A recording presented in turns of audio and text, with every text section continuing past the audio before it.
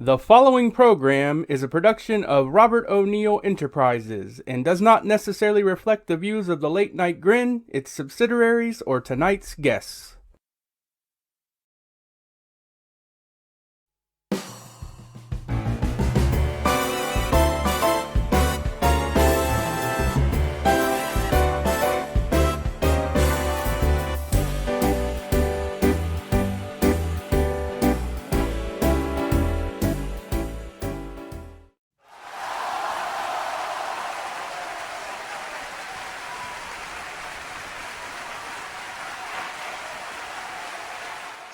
Evening, everyone. Welcome to the premiere of 31 with Robert O'Neill.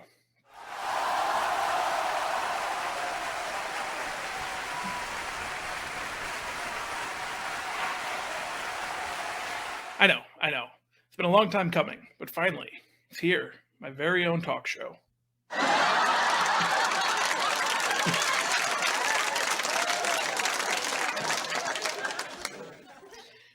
Indeed, the 31 with Robert O'Neill is the latest weekly show on this very platform. And I'm telling you, folks, I'll soon be on more weekly shows than the Good Brothers at this rate.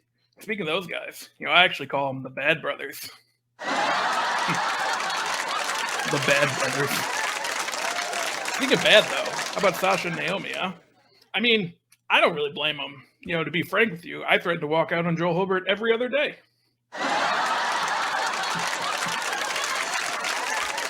That's actually how I got this show.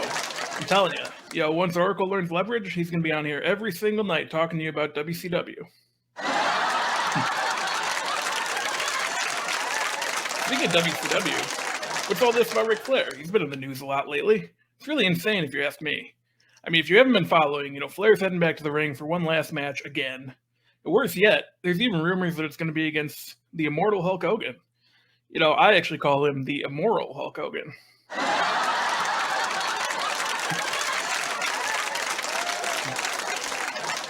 Seriously though, Ric Flair wrestling in 2022, it's crazy. I mean, Flair's so old that he wrestled Bobby Fish. Bobby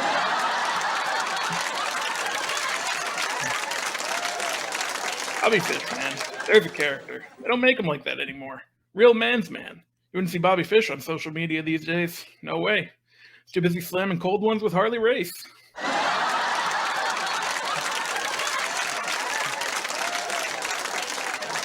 I will say, though, that AEW roster they got going, a lot of talent there, regardless of my political preferences. Especially the women's division, though. It's come a long way. You look at someone like Ruby Soho. What a star. I'll say this, though. Destination Unknown, hardly. Her destination is Dynamite every Wednesday on TBS. It's like the song says. Dynamite. I pretend to watch Dynamite every week, but never actually do. And soon enough, you're going to be doing that with this exact show.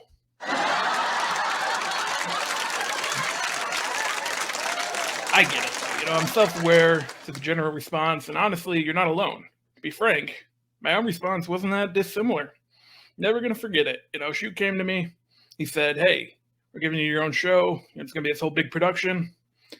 It's great. It's going to really elevate the channel. You know what I told him? Looked right at him. I said, sorry to hear that. We'll be back after this.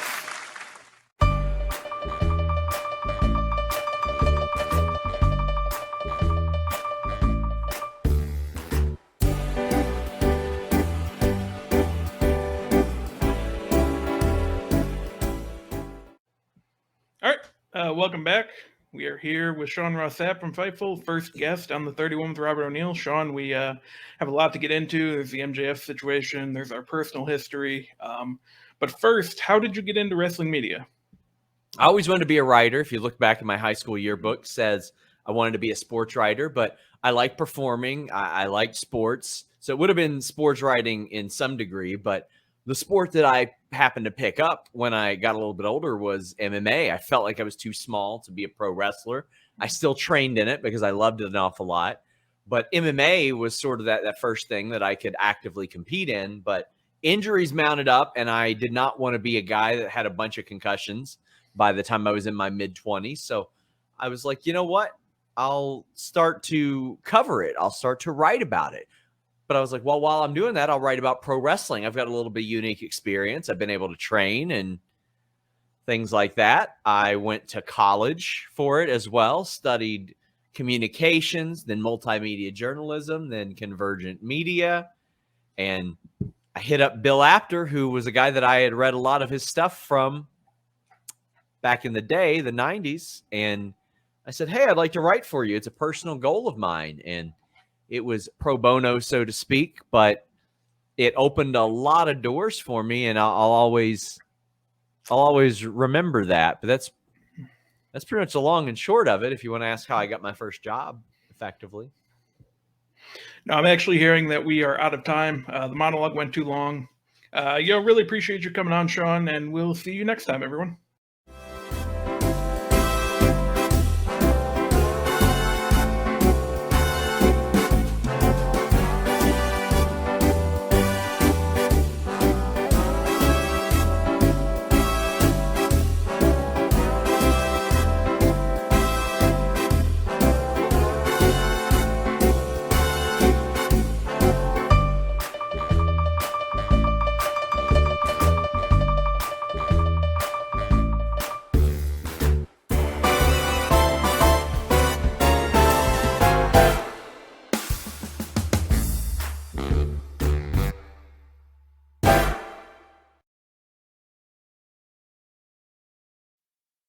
The following program is a production of Robert O'Neill Enterprises and does not necessarily reflect the views of the Late Night Grin, its subsidiaries, or tonight's guests.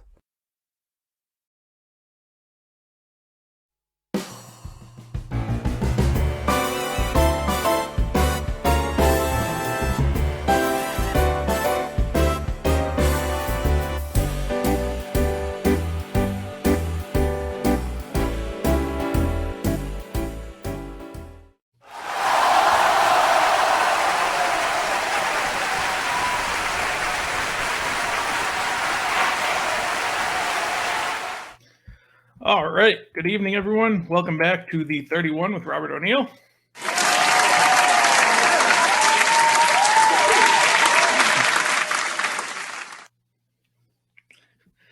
I don't know if you've heard, but according to the critics and the network, we might just have a hit on our hands here.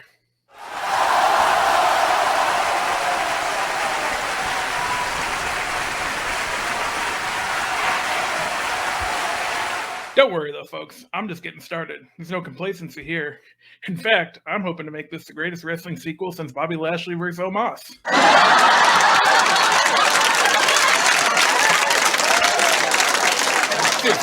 Let's be serious for a minute here. We're truly thankful for the support. It's been quite the start for us here. With any luck, I'm going to leave 2022 as the best box office draw. Acknowledge that, Tribal Chief.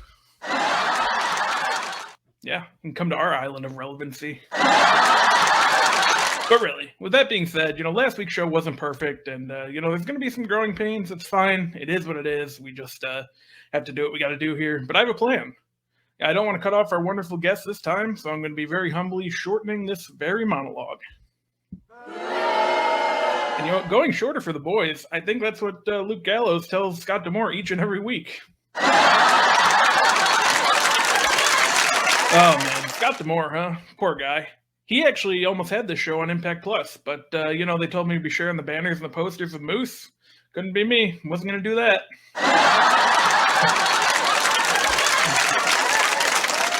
Now, Jeff Jarrett, on the other hand, maybe then we'd be talking. He's actually back in the news lately. He's back in WWE running their live events, and I don't want to get too granular here, but I think we all know what that means. That spot that Cody just left behind? It's about to be Jeff's world.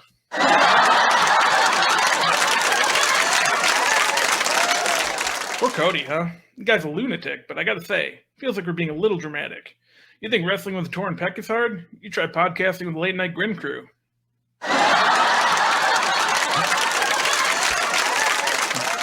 Telling you guys, it's a new thing every single week with these guys. Earlier today, I was sent the lineup for the Terry Funk Grin Grappler. Matches from the 1970s. You know what I said when I saw that? Think you do. Think you can guess it. I said, sorry to hear that. We'll be back after this.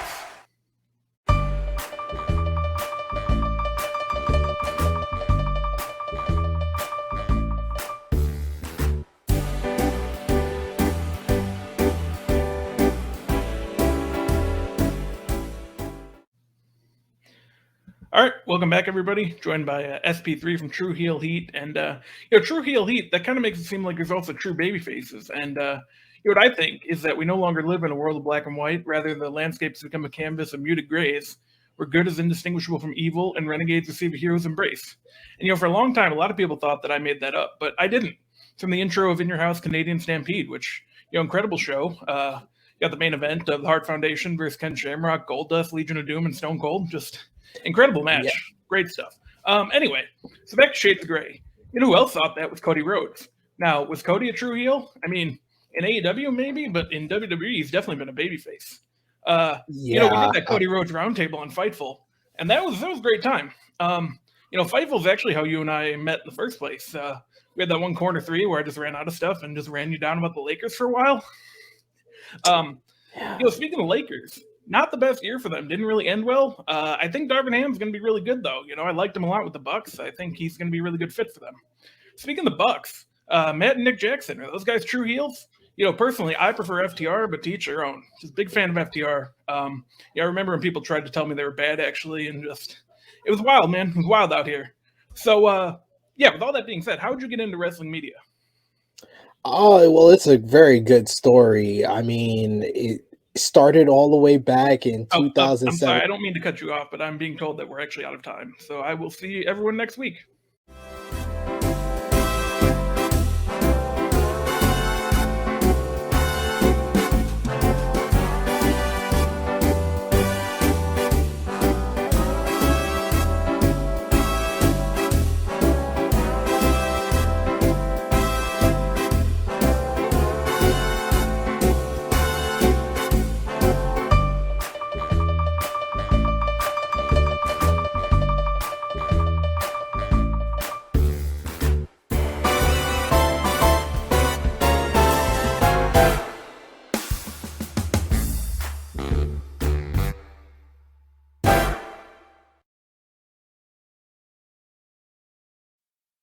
The following program is a production of Robert O'Neill Enterprises and does not necessarily reflect the views of the Late Night Grin, its subsidiaries, or tonight's guests.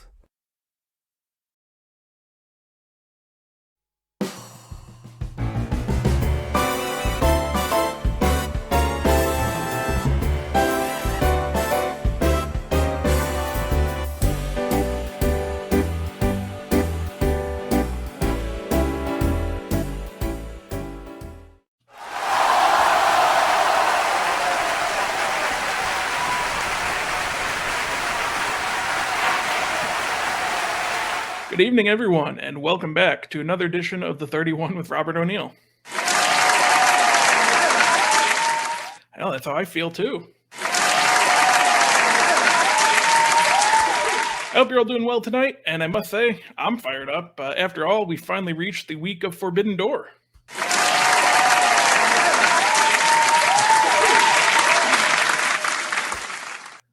Forbidden Door. That's actually what they once called the thing between myself and Fightful.com. As we know, though, it's such a distant memory. Speaking of which, I want to apologize to SP3, who, like Sean Ross Sapp, I had to cut off a little bit early last week. Got a little carried away. Learning on the fly, just doing what we can here. I'm new to this. Listen to me. I sound like one of the Creed brothers. Seriously, though, I'm pretty confident that this week's going to go a lot better. I wonder if that's what Tony Khan says at the start of each Dynamite. Next thing you know, I'll be screaming to the back while 4 ex-WWE guys interrupt me.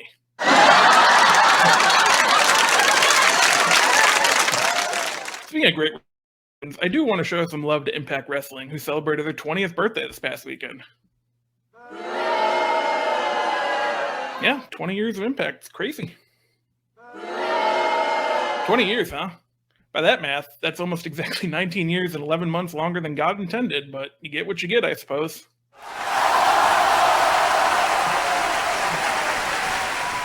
Honestly, though, credit to Impact. They've done a lot of good for pro wrestling. You look at the talent they had: AJ Styles, Samoa Joe, Kurt Angle, Christian, Bobby Roode, Rob Van Dam. You can go on and on. Even Eric Young, and that's a great list. And that's not even mentioning the guys that weren't in WWE 2K19.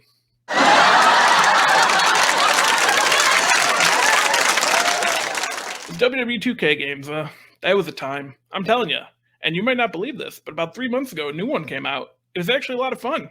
People played it and they said it was good. Crazy. I'm sure it was, though. You talk about talent. There's at least 50 guys on that thing who are so good that they got released after spending 6 months in catering.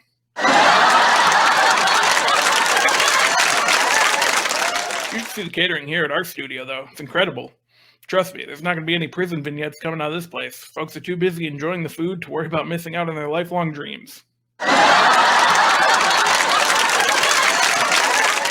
Oh, those videos, though. It was a different time.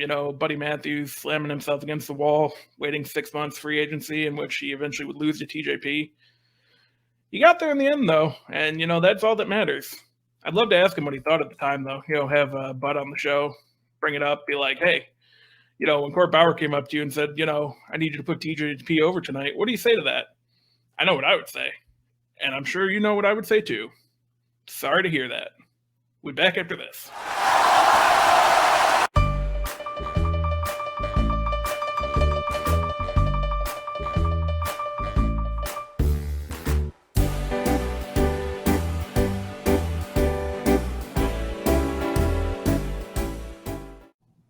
And we're back, and I'm joined at this time by Connor Casey. Connor, I've learned from the past 2 weeks, need to just get right into it. How did you get into wrestling media? So I was a fan starting in 2003. First show I ever saw was Royal Rumble, the year that Brock Lesnar won the first time.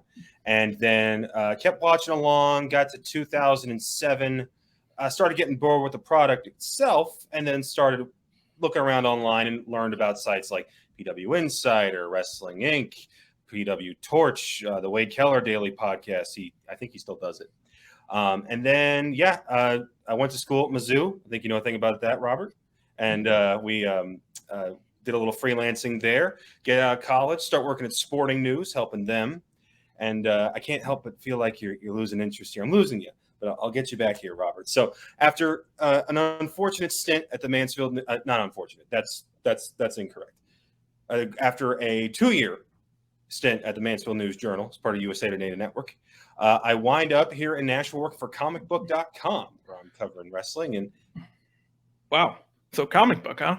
Yeah. I'm actually a big fan of comic books. Batman, Joker, Spider-Man, Superman, Ant-Man, Daredevil, Venom, Batman, Wonder Woman, Captain America, Wolverine, Red Skull, Magneto, Doctor Doom, Professor X, Batman, Green Lantern, The Thing, Iron Man, Flash, Thor, Hulk, Storm, Batman, Robin, Green Goblin, Doctor Strange, Lex Luthor, Mr. Fantastic, Beast, Nick Fury, Hawkeye, Deadpool, Batman, Bane, Apocalypse, Groot, J. Jonah Jameson, Doctor Strange, Punisher, Batman, Batwoman, Batman. Yeah, just huge fan of all those. So unfortunately, we appear to be out of time, but thanks for joining us, and we'll be back next week.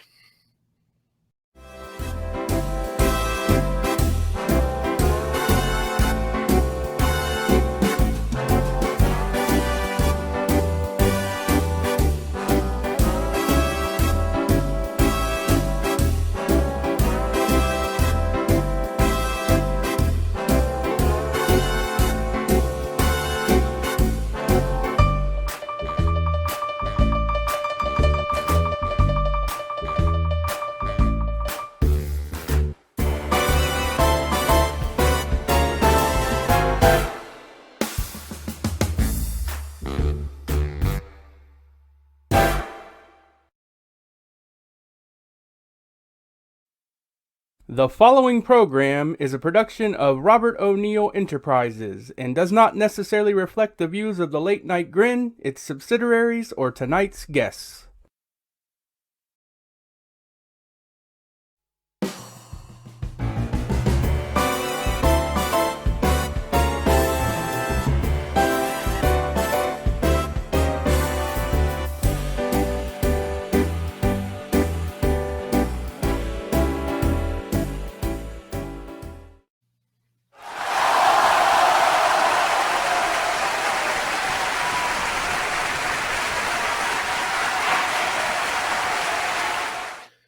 All right. Good evening, everyone. Welcome back to the 31 with Robert O'Neill.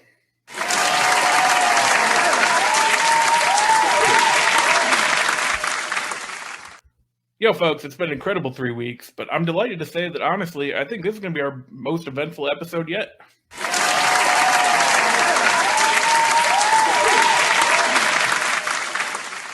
Now listen, part of that's due to my humility.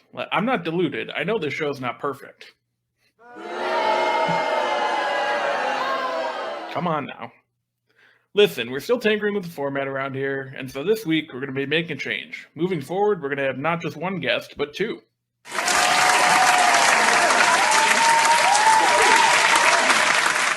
We have some of entertainment's most dynamic personalities on to kick off every episode, taking the monologue duties and hopefully fixing our barely noticeable timing issues along the way. Look at that, adjusting to our mistakes. Well, we're in week 4, so maybe by year 4, Tony Khan can do it. With that being said, let's get to it. Our first guest delivering today's monologue, Joe Holbert.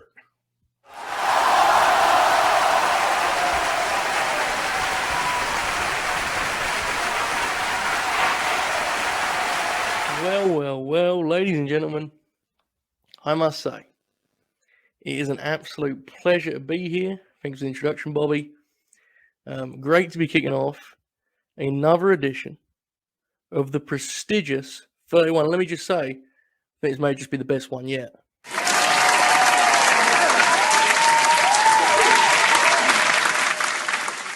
All right, let's keep it down a little bit. Wow. Would you look at this? I feel about as well as Brian Cage and Jackson feel right now. Good Lord. Good Lord, it's not that funny. No, but seriously, no matter what Bob says, I really am delighted to be here. You know, I couldn't believe when I got the call. They said, Joe, do you want to do a guest spot on the world's hottest talk show? That's what they said to me. And I said, Colden, finally. Oh, come on. I'm just kidding. Of course I am. I'm not that foolish. My Brit bias is not that extreme. It goes far, don't get me wrong, but my limit generally is pretending that NXT UK exists.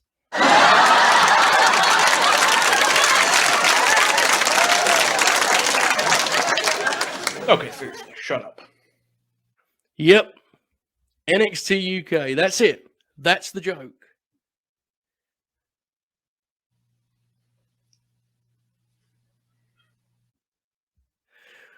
Well, anyway, I understand. In your defense, to be fair, NXT isn't exactly the hottest topic, right? Well, that's a polite way of putting it anyway. Personally, I preferred it when developmental exclusively hosted former TNA champs. I don't know about you guys. Tough crowd tonight, huh? You guys are used to the best. I get it. TNA, that's it? That's what I've laughed? No. Total non-stop action TNA wrestling company. No laughs. I mean, fuck. Bischoff would have found it funny, right?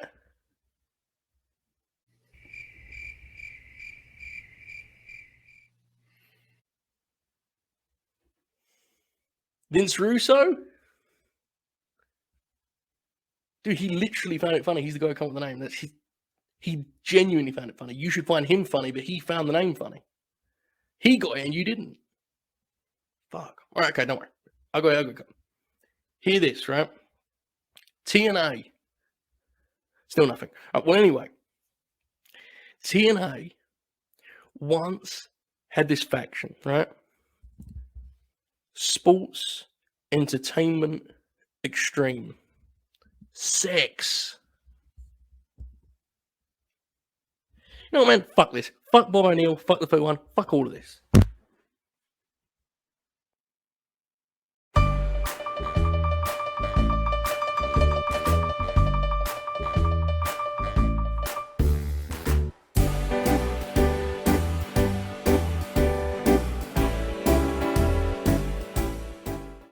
Okay, we're back. You know, before I get started with the guest here, I want to apologize. Didn't realize my microphone was on during Joe's monologue. That's my bad. Hopefully he'll be back soon, but got a real big guest today, joined by the host of the Extreme Life of Matt Hardy, which you can catch every Friday. And, usually we'd start with how'd you get into wrestling, but listen, Matt, you're a big-time guest, so we're going to mix it up a little bit. what are your fondest memories of putting together those TLC matches with the Dudleys and Edge and Christian? Robert, I think you either misspoke or do we need to start again? John, not Matt. I'm not Matt. I work with Matt, but I'm John. You know, So the Emmy, all that stuff. It's called The Extreme Life of Matt Hardy, though. It right? is. It is Right. called The Extreme Life of Matt Hardy, which you can find every Friday. But I host it. I guide him in the conversation, and Matt is the star, and I'm the co-host. Okay. Well, John, how'd you get into wrestling media then? My God, my journey starts so far back. 5 years old, April 10th, 1998. I was watching the Yankees and Athletics. You're a big baseball fan. The Yankees and Athletics home opener, which you good there, bud? Yeah. Sorry, go ahead. You got me like a little verklempt here. Like, Sorry. I'm seeing you cycling through your notes. No, we're fine. Go ahead. Okay. So yeah, it was the home opener 1998 17-13 final between the Yankees and the Athletics. Those were that's like Jason Giambi, Oakland Athletics. And I turned to my mom. I said, I want to be the guy that talks about that on TV one day. And that set forth this journey that made me a sportscaster and led me to where I am today after I broke into wrestling after years of podcasting about it. And eventually Billy Gunn told me I had a punchable face. It was this whole big thing, but I'm very, very privileged to be with Conrad's team and working with Matt Hardy. So what were your fondest memories of creating the Broken Universe? Again, I feel like you're either not getting that I'm not Matt Hardy or you're trying to push through this as if I am Matt Hardy. Yeah, again, all the notes kind of are questions for Matt, so I guess we're out of time. We'll see everyone next week.